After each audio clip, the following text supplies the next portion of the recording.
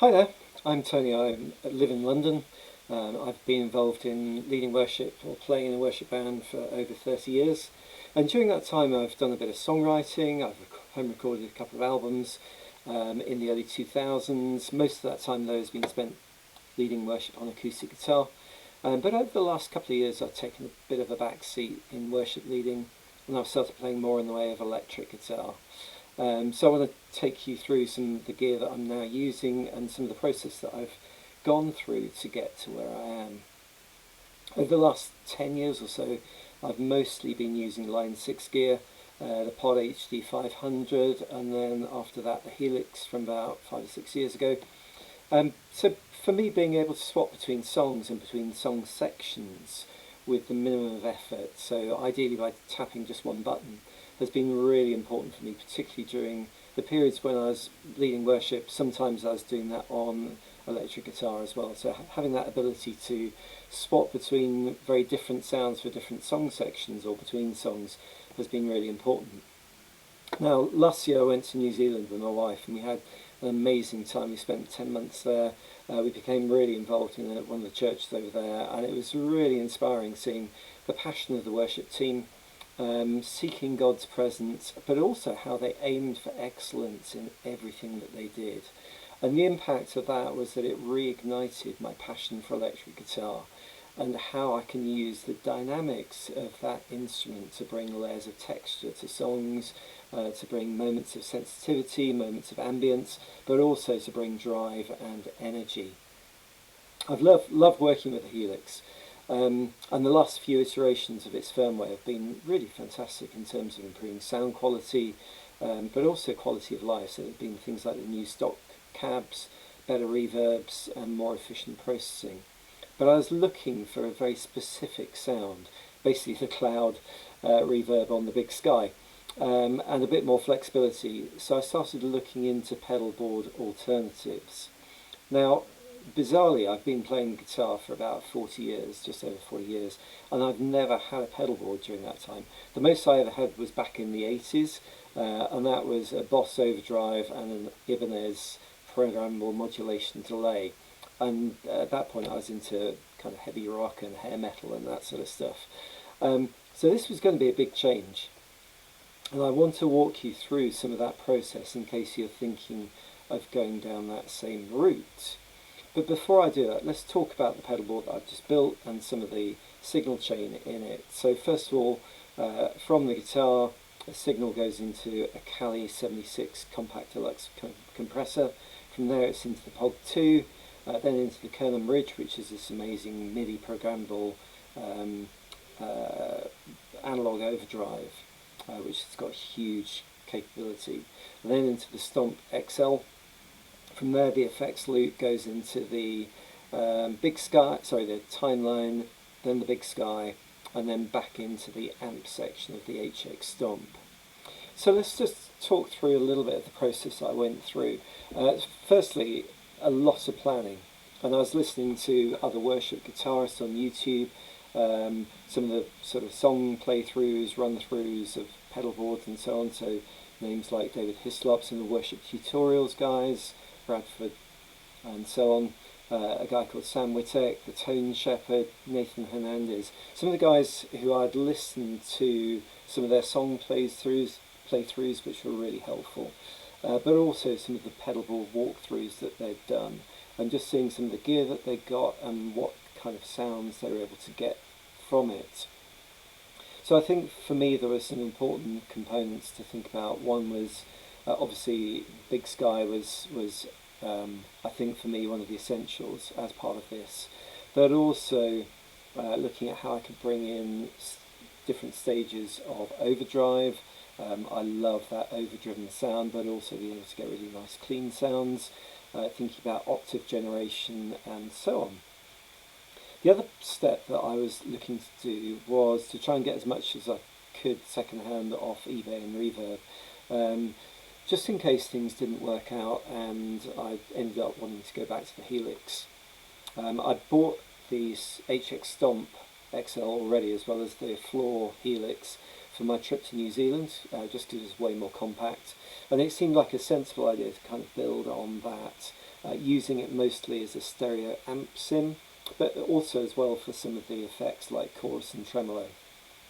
So that was going to be a core part of the pedal board, and I'd look to build around that. The other core part was going to be a MIDI controller, and it was pretty clear from reading reviews and watching some of the demos that the Morningstar MC6 Pro had a huge amount going for it, just in terms of flexibility, programmability, being able to assign different buttons to do different things if you press them, if you double click, if you do a long press on them.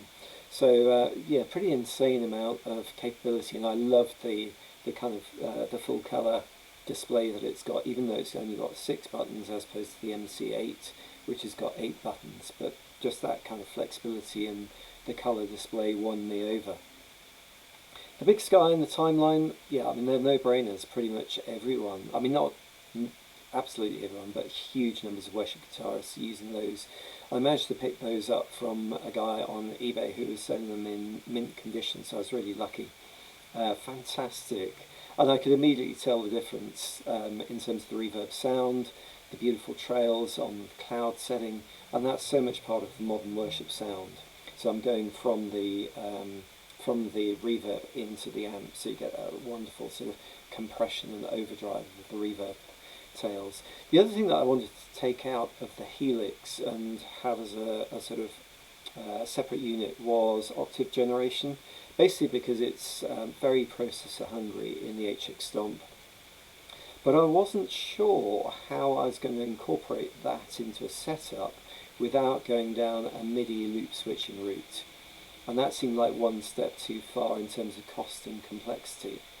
But I had a bit of a eureka moment when I saw a MIDI modded version of the POG2 on Bradford Mitchell's pedalboard, but also on the Tone Shepherd's pedalboard, and realised that you could use MIDI to both to switch the POG on and off, but also to control which of the presets I was going to be using. So that was a bit of a eureka moment, realising that.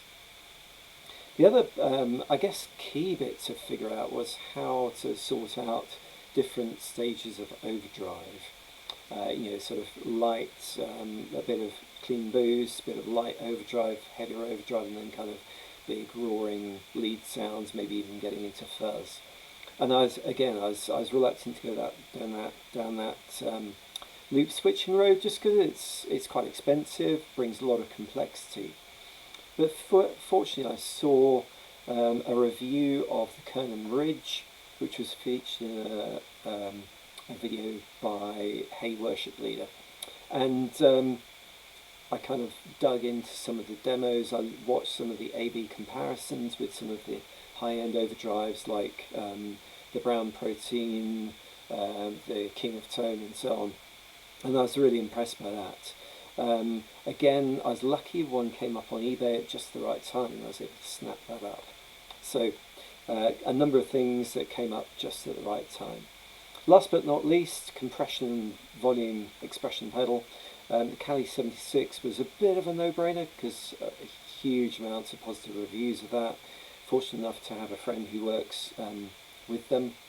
And it basically provides a huge amount of thickening of the tone, but also remains pretty transparent while it's providing that thickening. So most of that is to do with its ability to mix the compressed and the uncompressed signal, and you'll see on the overview that I do, I've got it roughly 50-50 mix on there, so fantastic. The expression pedal is a Dunlop mini volume, and that fits really neatly into this Pedaltrain JR Max board.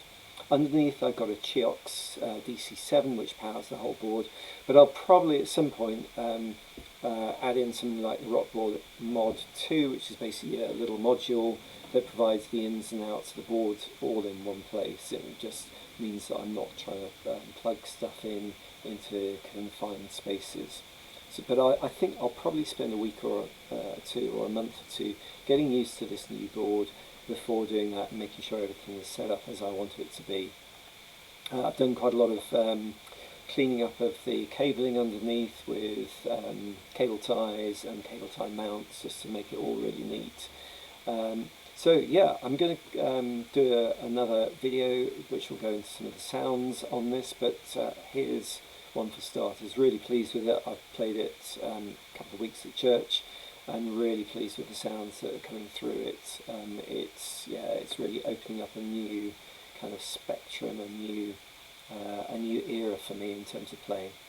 So thanks for listening in, and make sure you subscribe so you get some of the upcoming videos.